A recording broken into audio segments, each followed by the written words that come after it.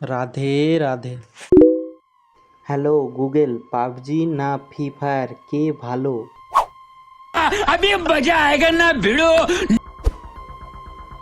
PUBG এবং free fire দুটি জনপ্রিয় ব্যাটল রয়্যাল গেম, এবং এদের মধ্যে কোনটি ভালো তা নির্ভর করে ব্যক্তিগত পছন্দের উপর।